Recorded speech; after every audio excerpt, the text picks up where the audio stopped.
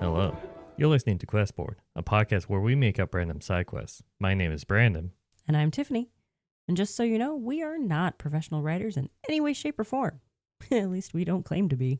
We just really like tabletop RPGs, and we do this for fun. That's right. How are you, Tiffany? I'm doing good. Doing anything fun recently? Not really. Just mostly trying to get all my Christmas shopping out of the way. I find that shopping for gifts is so stressful to me. It can be. I normally have my gifts all bought and everything by the end of September. So I'm not stressed. That's usually when I finally remember that, oh, I need to buy gifts for people. And then start frantic trying to figure out what to get for people. I also think it's because where I work, I get paid every 2 weeks on a Thursday, in which usually around that time is where a month will have 3 paychecks, like 3 Thursdays. Okay, yeah, that makes sense. And so I'm like, extra money goes straight to gift giving or I buying gotcha. gifts. Or else I'm going to be in the negatives in the fall, which is Right. happening this year because I didn't know what to get a couple of my family members. Gotcha. I usually try to slowly start to get gifts, like just spread them out from paycheck to paycheck as much as I can. But, you know, it's rough sometimes. And sometimes your family members don't even give you a list and you're like, what do I get you? And you just end up getting gift cards because you never know. Well, that's what I generally do. Like, I believe in but then again, I only give gifts, like, I only need to buy 3 gifts. One for my brother / his wife, one for my mom, and one for my dad. That's it. Gotcha. I limit it down very much. But I don't tell them what I want generally for the year, like, or what I really would like. And I don't ask them what they would like. Because I will always just scroll through websites. And if I see something that I think the person will like, that's what I gift them. I never ask them directly because that kind of ruins it. It does, but my family's pretty good at, like, well, not my brother-in-law. He's the one I have trouble shopping for. But my family is usually pretty good at like giving me a wide variety of things. And if I pick from them, I know they'll like this item, but they won't know which one they're getting. But also, I tend to listen to comments and stuff that my family makes because I was wearing a pair of rubber ducky earrings one day.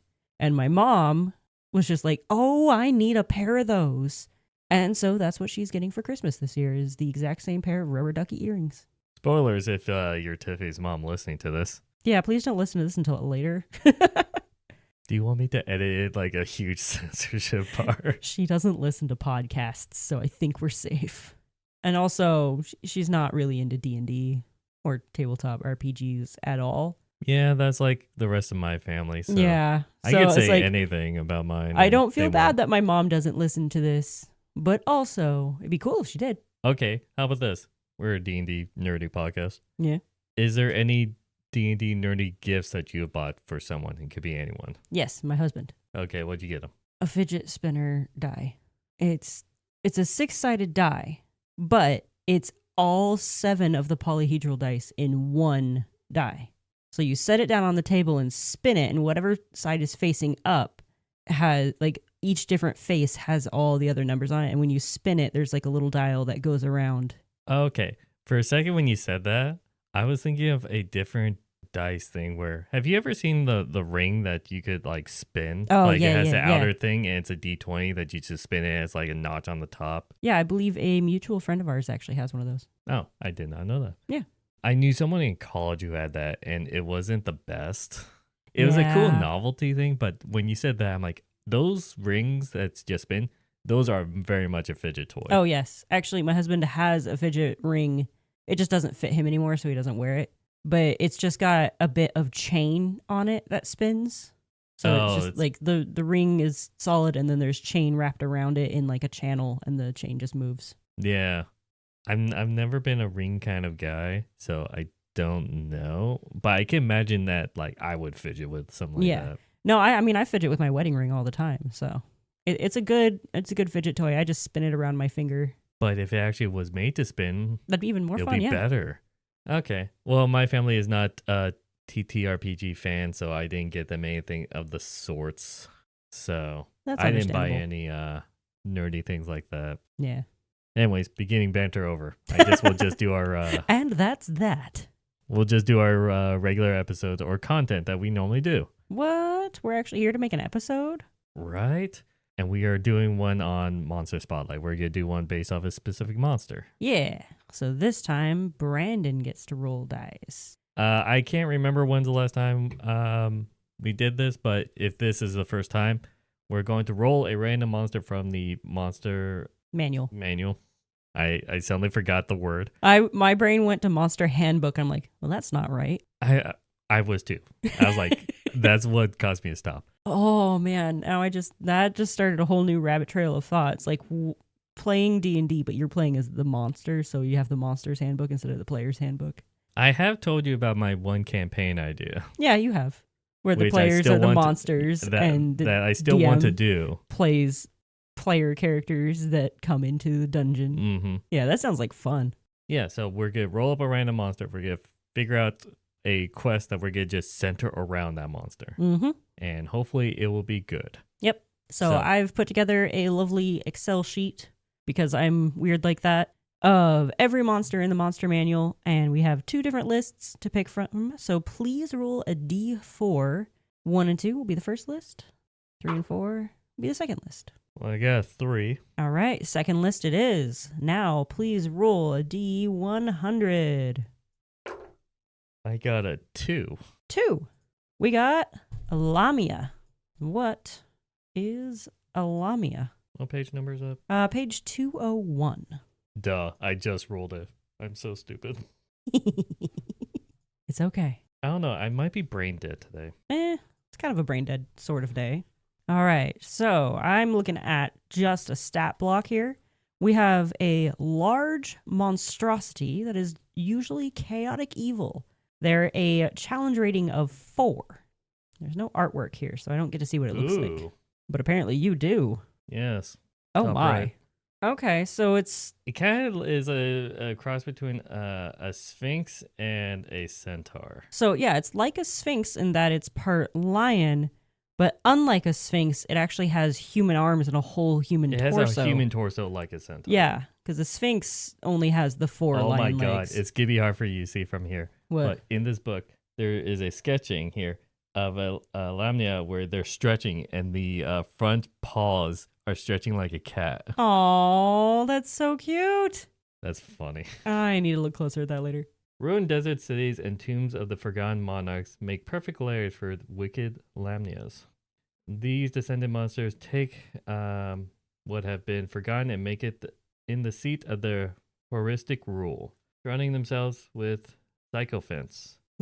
Lamnias rely on jackalwares to perform various tasks, sending them across the ways to capture slaves or steal treasures from caravans. What's a jackalware? Now we have to look up jackalware. Ordinary jackals tainted by demonic power. Jackalwares hunt roads and trails, waylaying and murdering those they meet. A jackalware has 3 physical form, and it shifts between its true form. It's indistinguishable from a normal jackal.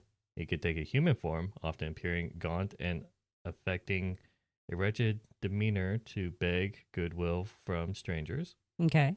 And then its hybrid form, which is like Okay. a So kind of standard, a like, werewolf, but jackal. Yeah, a jackal, kind of like coyote, kind of like Yeah, were creature. It's jackal. Did you make a Family Guy reference? Jackal. It's a jackal. Yes, I'm making a Family Guy reference. I could never picture you actually making a Family Guy reference. I do watch Family Guy, surprisingly. Doesn't seem like your kind of humor. Actually, scratch that. Peter's humor is the only humor that's your kind of humor. Hey, now. Am I wrong? No. Anyways, lamnias. A lamnia has a beautiful humanoid upper body that merges into a powerful 4-legged lionine form. Various black claws speak to its predatory nature as does its hunger for torture of human flesh. Oh my. Tyrants of pleasure, lamnias adore their crumbling heavens with finery stolen from passing caravans. They're basically rich. Mm-hmm. They have a decadent lifestyle. Vain predators. They're always anxious to gain more wealth. They're just greedy. I'm very much paraphrasing. Mm-hmm. Oh, the demon lord Graz'zt, Graz'zt, creates Lamnias from his mortal servants, granting them immortality in return for monstrous powers and an oath of fealty. So they're from demonic origins, which makes sense because they're a large monstrosity, chaotic evil. So basically, they're very greedy. Okay, so decadent lair, they like to torture Oh, people. hang on. Whoa, Sorry. there's more.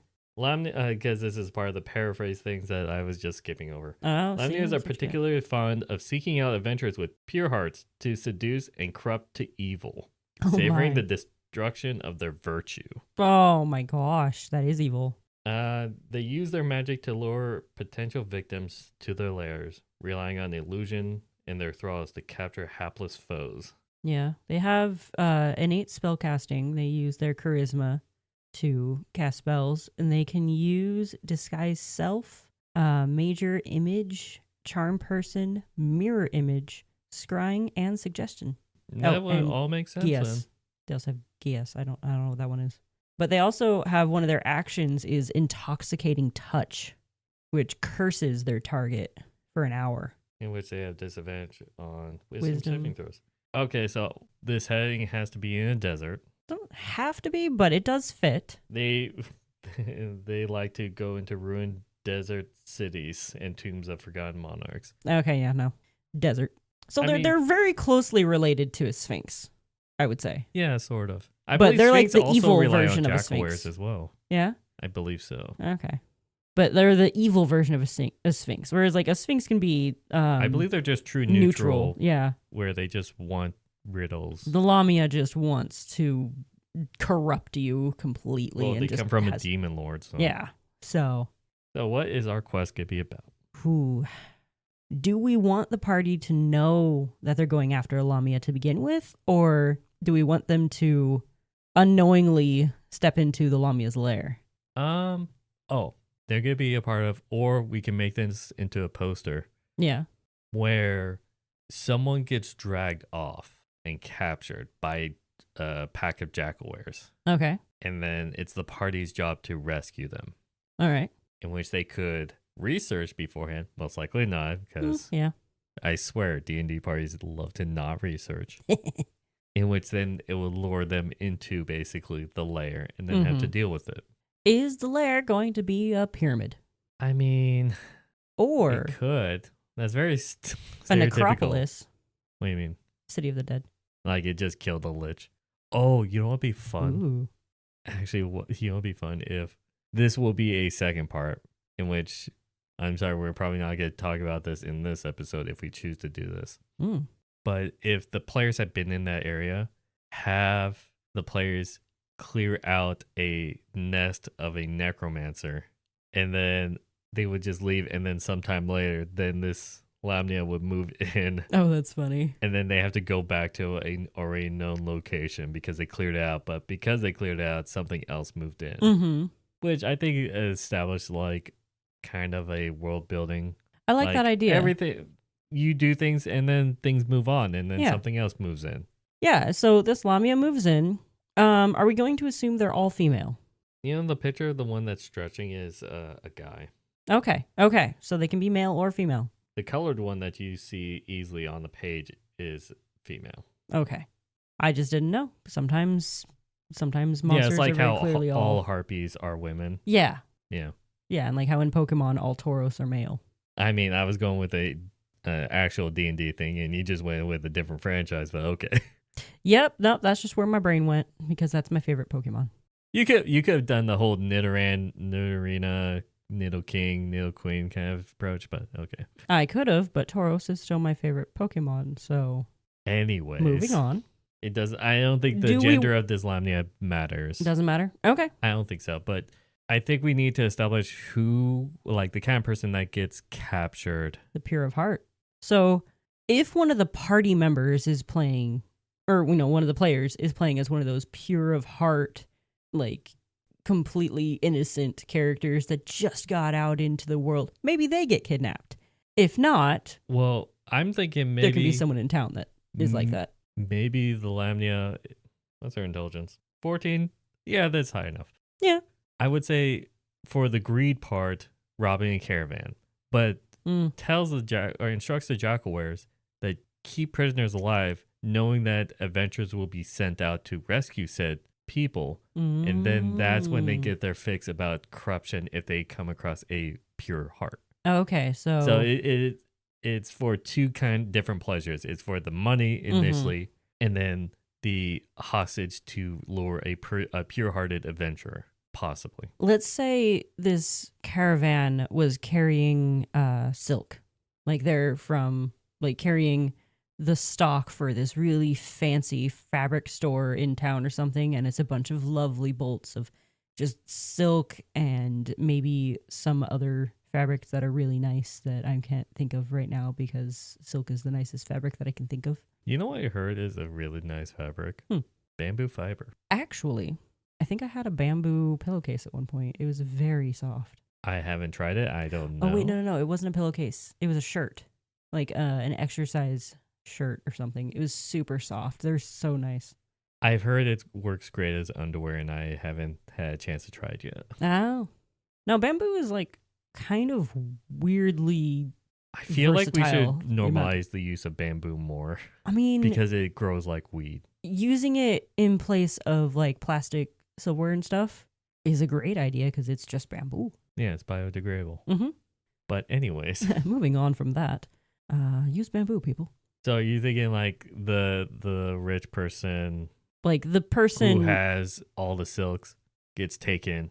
maybe not the rich person, maybe like they're like everyone else from like, well, yeah, probably the person because they probably had a bunch of fancy rings and stuff. And Well, I was thinking, what happens if this Lemnia, like when the party goes into the final layer, just sees like the Lemnia like sprawled like a cat, but just laying on a huge mound of just silk, yeah, just like the perfect bed kind of thing. that's exactly what I was thinking. She needed something to line her bed because why not silk?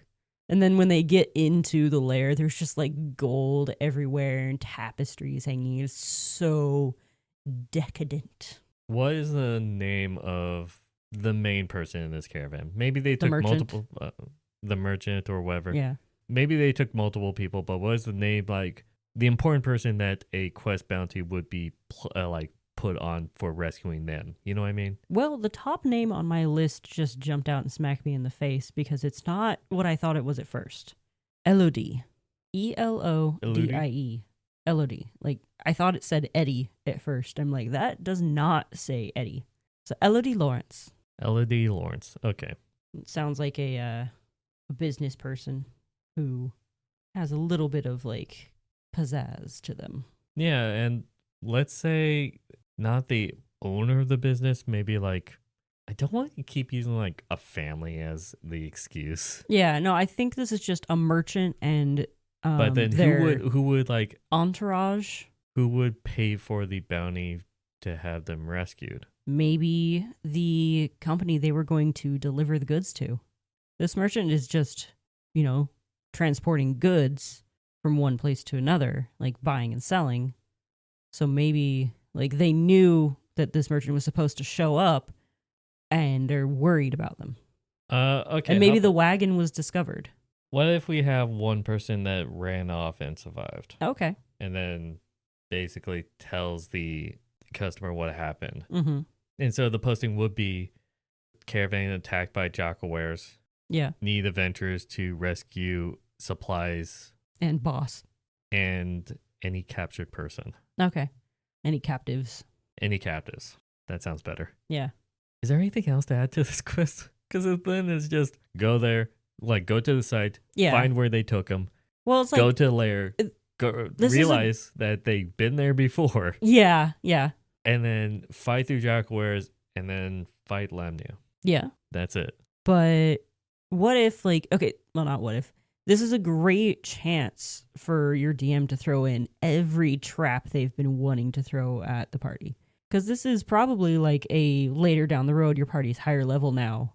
And they've been here before, but since then, new traps have been set. I know Lemnia is a Chandring of 4. Okay. But so lots of Jockawares too. Yeah, so most likely like mid. Okay, mid. You know what I mean? Yeah. But still, it's a great chance to throw some traps in. But it can't be any permanent traps because if they've been through this will be a fun one. if you design the dungeon because they already went through it first time, Mm-hmm. it gives them a chance to remember if they remember exactly where the traps were the first time. If enough time passes. So all the traps have just been reset? Yes. Okay. And gives them a chance to like, hey, do you remember what the traps were half a year ago in real time? Yeah. Probably not. Or there might be some people that actually remembered some things. So this And is it's just like, going to be a oh, memory game? wait. I think there was something that happened here. Yeah. I think that'll be a fun That thing would for be them. fun. I like that. You'll be very bad at it, but it'll Oh, be fun. I would fall into every trap again. We've discussed this. My memory is the worst. Well, hi, I'm Brandon. Oh, okay. Yeah, I was actually just playing along. I forgot who you were. You know how many people actually do that, though? Yeah, I know. It's I like do those that. conversations where someone introduces themselves, says their name, and that just goes in one ear and out the other so fast that by the third word after that, you don't remember what their name is. And that's when you just do generics like, hey, man. Hey, what's up? How's it going? Hey, buddy. Long time no see. Right, yeah. Oh, yeah. Hey, have you met my friend? Yeah, this is this. Yeah, you want to introduce yourself? Yeah. Thanks. Yeah. Oh, Jim. Okay. That's what his name is. Gosh. Yeah, I do that more often than I should. Which is funny because part We're of my all- job is remembering people's names. We're all nerds, and all 90% of nerds are socially awkward. It's just a given. It is how it is. We still don't have anything to add to this. No, I was just going to tack on. If you do have a really good memory, I am so happy for you. Cherish that. And also, just, I'm jealous. That's all. Anyways, So we have a Lamia. we have just a fetch, go get them, kill monster quest. Pretty much. We don't really have any other twists. Well, another twist could be that the Lamia tries to corrupt one of the party members, and it could lead to possibly the party member turning on the rest of the party. I know it doesn't have that ability, but what if they're suddenly like, she really gets me, man, and just like turns on the party because I believe if they I have fallen in remember love. geese, that spell. Yes. Yes. If I remember correctly, I believe that spell does is you instruct them to do something Oh. and they will try their best to do it. And if they try to go against it, it actually harms them. Ooh. Also, fun fact, you can spell it with one hand on a keyboard. Cool. Looks like you were right. Ooh, and they must succeed on a wisdom saving throw. So if they're cursed before that, oh man, they become charmed. And it takes 5d10 psychic damage each time it acts in a manner directly counter to your instructions. I believe it's like a 5th level spell or something like that. Yep, it is. So really high up. Yeah. That's why. And you can cast it with higher levels. That's for player characters, though. Yeah, but it bumps up the duration to a whole year instead of 30 days. I don't think games even last that long. Oh, right? There are some very dedicated players who can keep up with the game that long, and it's great. So the only thing that ends the spell early is remove curse, greater restoration, or wish. You're willing to use a 9th level spell for a 5th. Actually, no, because I believe for a year it's also 9th level. But okay, for like 30 days, though, to use up a 9th level spell slot for a 30-day one. But then again, you just go sleep and gain it back. Oh. So if you use 7th or 8th level to cast this, the duration is a year. If you use 9th level to cast it, it's permanent until you use one of those other ways of removing it. Huh. That sucks. Yeah. But still, 30 days is a long time. So that's pretty crazy. So yeah, she can totally, or he, whatever type of Lamia. It really does not matter. Yeah, for this DM's quest. choice on that point. And you also get to name them because I don't know what Lamia names are like. So that sounds like fun. Although the name Carl just popped out of my list when I looked over at it for a split second. I just imagined a cat saying Carl. With like my a first purr. thought was Simba. Simba. Because lion. But yeah, it'd be really funny if the Lamia specifically targeted like the pure of heart player character, starting with that intoxicating thing, the intoxicating touch, and then hit him with a Gias. Yeah. If they sense any party member being pure-hearted. If not, Yeah. then it's just the attention will be spread out. Yeah. But if there is a pure heart person, then they focus on them Mm-hmm. constantly. Be like, you're mine. Paladin, because too many people play pure hearted paladins. Is there anything else we want to add, or do you think this is just pretty much it? I don't really have anything else to add to this. Okay, well, this week we made just a simple one. Mhm. Rescue someone and don't get corrupted. Yeah. Let us know what your party does, or if they had a pure heart person or not. Oh, that's fun. If they didn't have a pure heart person, I don't know, ad-lib something about them complaining about it. Or maybe take an NPC they've fallen in love with. Or that. If you have a pet dog, they're always pure heart. Oh. Take over the dog. Whatever happens, let us know. Either on down in the comments of this YouTube video, or at Questboard on Blue Sky, or at Questboard Pod on X. If you have a job posting of your own for our regular stuff, let us know on any of those socials. I think with that, I wish you all a good night. And happy questing.